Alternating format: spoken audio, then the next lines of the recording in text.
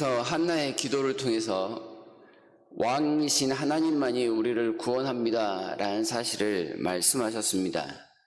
오직 하나님만이 우리를 구원하신다는 사실로 출발했었는데 2장 말미에 가서는 이러한 사실을 받아들이지 아니하는 한 가정에 대한 멸망의 예언으로 끝나고 있습니다. 하나님을 왕으로 모시지 않는 사람은 어떠한 경우도 예외 없이 멸망할 수밖에 없음을 말하는 것 같습니다. 왕이신 하나님을 인정했던 가정은 엘가나, 한나의 경건한 가정이었습니다. 그러나 왕이신 하나님을 인정하지 않았던 가정은 그 당시 지도자였던 엘리 제사장의 가정입니다. 두 가정만 놓고 비교해 보면 당연히 엘리의 가정이 복을 받을 것이 확실해 보입니다. 그러나 실상은 한나를 통해서 왕이신 하나님을 온전히 인정하고 또한 그러한 신앙을 물려받았던 사무엘은 여호와 앞에서 점점 더 선하게 아름답게 자라가지만 하나님을 왕으로 인정하지 않았던 이 제사장의 가문은 하나님을 인정하지 않은 것 때문에 그 집안이 풍비박산 날 것이다 라는 그런 말씀을 듣고 있습니다. 이러한 차이가 왜 나는 것일까요? 너무나도 당연합니다. 하나님을 왕으로 인정하느냐 인정하지 않느냐. 더 나아가 이 제사장 가정에서 하나님을 향한 온전한 경건을 가르치지 않은 것으로 보입니다. 엘리 제사장이 제사장으로서 말씀을 가르쳐야 될 책임이 있었지만 그의 아들들에게만큼은 이러한 말씀을 제대로 가르치지 않았던 것 같습니다. 자신은 경건했을지 모르지만 그의 아들들의 삶에 대해서 가르치지 아니하니 홈리와 비느하스가 제사장이 되었어도 결코 하나님을 경외하지 않는 모습을 분명하게 보이고 있습니다. 읽지는 않았지만 22절에서 26절까지의 내용이 그들의 악행을 한 번 더 요약해서 말씀하고 있는 내용입니다. 이러한 악행을 계속해서 지적하고 있는 것은 하나님의 심판이 이르렀다. 그들이 죽임을 당하지 않을 수 없는 상황에 이르렀다라는 것을 거듭 말씀하고 있습니다. 이러한 심각한 상황에 이르렀을 때 하나님께서 하나님의 사람을 엘리에게 보냅니다. 아마 정상적인 상황이었다면 하나님께서 엘리를 통하여 직접 말씀하셨을 것입니다. 사사였고 제사장이었고 영적인 지도자였기 때문이죠. 그러나 하나님은 엘리를 버리고 하나님의 사람을 새롭게 등장을 시킵니다. 그리고 그를 통하여 그 가정의 멸망을 예언합니다. 엘리 입장에서 참 커다란 굴욕에 가까운 그런 모습입니다. 부끄러워하며 하나님 앞에 엎드려야 할 그런 상황이었다라는 뜻입니다. 그러나 엘리는 그저 하나님의 말씀을 묵묵히 듣고만 있을 뿐입니다. 홈리와 비느하스가 왜 이렇게 악하게 되었는가? 그들의 삶을 생각해 보니 그들은 제사장이라는 이 직분을 하나의 직업으로 여겼던 것 같습니다. 하나님의 사람은 이 제사장이라는 직분이 하나님께서 주신 커다란 선물 그리고 다른 사람은 누릴 수 없었던 특권임을 강조합니다. 출애굽 시대까지 올라가서 종이었던 노예였던 그들에게 제사장의 직분을 주신 것은 더할 나위 없는 하나님의 은총이자 특권입니다.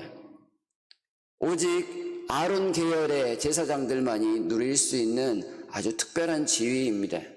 그리고 이 이스라엘 백성들이 애굽에서 보아왔던 제사장은 말 그대로 특권층이었고 또한 지도자급에 해당되는 사람들이었습니다. 노예였던 그들에게 이러한 엄청난 자비를 베푸신 것은 하나님의 사랑인데 지금 홈리와 비느하스를 보게 되면 하나님께서 주신 선물에 대해서 감사하는 마음은 전혀 없고 그저 그것을 이용해 자신의 사리사욕만을 채우는 특권의식으로 바뀌어버린 그런 모습을 보이고 있습니다. 그렇기에 하나님의 사람은 아주 강하게 비판을 하고 있는데요. 제사장은 얼마나 하나님께 가까이 가느냐, 하나님의 제단에 올라 분향할 수 있는 그런 특권을 누리며 하나님 앞에서 에봇을 입고 이스라엘 자손들이 드리는 제물의 일부를 음식물로 받는 그런 특권이 있다. 28절에서 분명하게 지적하고 있습니다. 그러나 말씀드렸다시피 이것을 하나의 직업분으로 생각했던 그들을 향해서는 하나님께서 심판을 예언합니다. 29절 보시게 되면 하나님의 제물과 예물을 밟으며 내 아들들을 나보다 더 중히 여겨 내 백성 이스라엘이 드리는 가장 좋은 것으로 너희들을 살찌게 하는 죄악을 범했으니 결코 심판을 벗어날 수 없습니다. 하나님의 일을 자기의 일로 바꾸어 버렸습니다. 하나님의 것을 탈취하여 자신의 배만 불리는 자를 더 이상 하나님의 일꾼으로 삼지 아니하겠다 말씀을 하고 있는 것이지요. 하나님은 30절에서 그러므로 이스라엘의 하나님 나 여호와가 말하노라 내가 전에 내 집과 내 조상의 집이 내 앞에서 영원히 행하리라 하였으나 이제 나 여호와가 말하더니 결단코 그렇게 하지 아니하리라. 아론의 집에 내려졌던 그 제사장의 직분을 이제는 다 없던 걸로 해버리시겠다는 말씀입니다. 모든 주도권이 하나님께 있음을, 왕이신 하나님께 있음을 거듭 밝혀주고 계십니다. 제사장이면 무조건 구원을 받는다가 아니라는 뜻입니다. 제사장이면 무조건 자기 마음대로 해도 된다, 이런 뜻도 결코 아닙니다. 영원한 것은 없습니다. 하나님과 더불어 살아가는 것 외에는 영원한 것은 아무것도 없습니다. 사람의 정욕대로, 사람의 마음대로 살아가고서도 우리가 하나님의 구원을 받을 것이다 생각하지 말라는 뜻입니다. 세례를 받았다고 다 구원을 받느냐? 믿음의 대를 이었다고 다 구원을 받느냐? 아니다. 이런 경고의 말씀을 이 홈리와 비느하스를 향해서 지금 주고 계시는 것입니다. 하나님께서 또 이렇게 경고하시는 이유는 30절 하반절에 나타납니다. 나를 존중히 여기는 자를 내가 존중히 여기고 나를 멸시하는 자를 내가 경멸하리라. 제사장은 하나님께서 사람들 가운데 보다 더 하나님께 가까이 오게 한 사람들입니다. 하나님과 사람 사이에 끼어있는 중보자와 같은 역할이라는 것이지요. 이 중보자들의 역할은 하나님 앞에서는 사람들을 대표하고 사람들 앞에서는 하나님을 보여주는 그런 역할이어야 합니다. 그런데 이들이 훨씬 더 다른 사람보다 경건하고 거룩해야 했음에도 불구하고 다른 사람보다 더 거룩하지 못한 모습을 보이니 하나님께서 그들을 제거하시겠다, 이런 말씀을 나타냅니다. 사람들이 조금 못할지라도 이 중보자가 책임을 지고 내가 좀 더 잘해보겠습니다 라고 하면 사람들이 복을 누립니다. 모세와 같은 제사장이 그런 제사장 역할을 아주 충실하게 행하였지요.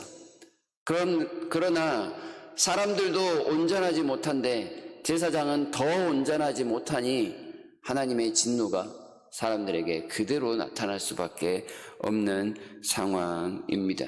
백성들을 위해서라도 이런 제사장은 속히 바꾸어야 되는 그런 상황인 것이지요. 그래서 35절에서 하나님께서 말씀합니다. 내가 나를 위하여 충실한 제사장을 일으키리니 그 사람은 내 마음, 내 뜻대로 행할 것이다. 홈리와 비느하스를 버리고 새로운 제사장을 세우실 것인데 그는 하나님의 마음, 하나님의 뜻대로 행하는 충실한 제사장이 될 것이다 라는 말씀입니다. 사무엘이 이 자리를 대신할 것입니다. 그리고 더 나아가서는 점도 없고 흠도 없는 우리 주님께서 제사장 역할을 우리 가운데 행하셔서 온전한 구원을 이루게 하실 것입니다. 오직 하나님의 마음에 하나님의 뜻에 합당하게 행하는 사람만이 하나님 앞에 섭니다. 그리고 온전한 제사장의 모습을 간직할 수 있습니다. 홈리와 비느하스 그리고 엘리의 집안이 멸망할 것이란 예언의 말씀을 들으면서 우리 스스로에게 한번 질문해 보고 싶습니다. 우리는 우리가 가진 이 모든 것에 감사하며 살아가는 사람인가? 아니면 그저 이것이 너무나도 당연하게 생각되어 그저 특권의식에 사로잡힌 채 살아가는 사람인가? 어느새 우리도 모르게 특권의식에 잡혀서 교만하게 그렇게 하나님 앞에 굳은 목을 하고 살아가는 사람은 아닌지 생각해 보아야 하겠습니다.